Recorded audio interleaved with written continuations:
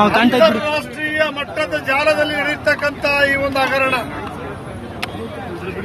ಈ ಒಂದು ಹಗರಣದ ಬಗ್ಗೆ ಚೆನ್ನೈನ ಒಂದು ಕಂಪನಿಯಲ್ಲಿ 3 ಕೋಟಿ ರೂಪಾಯಿ ಕೊಟ್ಟು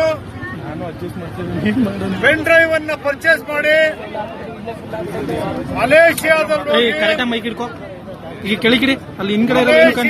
ಹೋಗಿ ಅಲ್ಲಿ ಲ್ಯಾಬ್ರೋಟರಿನಲ್ಲಿ ಇದನ್ನ ಕಾಪಿ ಮಾಡಿ ಯಾವ ರೀತಿ ಮಾಡಬೇಕು ಅಂತಕ್ಕಂಥದ್ದನ್ನ ಮಾಡಿದ್ದಾರೆ. ಚೆನ್ನೈ ಕಂಪನಿಯಲ್ಲಿ ಏನು 3 ಕೋಟಿ ರೂಪಾಯಿ ಕೊಟ್ಟು ಪರ್ಚೇಸ್ ಮಾಡಿದ್ದಾರೆ, ಮಲೇಷಿಯಾ ಲ್ಯಾಬ್ರೋಟರಿನಲ್ಲಿ ಇದನ್ನೆಲ್ಲ ತಯಾರು ಮಾಡಿ ಕಾಪಿಗಳು ಯಾವ್ಯಾವ ರೀತಿ ಮಾಡಬಹುದು, ಅದಕ್ಕೇನು ಸೇರಿಸಬಹುದು ಅಂತಕ್ಕಂಥದ್ದನ್ನೆಲ್ಲರೂ ಕೂಡ ಮಲೇಷಿಯಾದಲ್ಲಿ ತಯಾರು ಮಾಡಿ ಇದನ್ನು ಬಿಡುಗಡೆ ಮಾಡತಕ್ಕಂಥ ಕೆಲಸವನ್ನ ಏನ್ ಮಾಡಿದ್ದಾರೆ.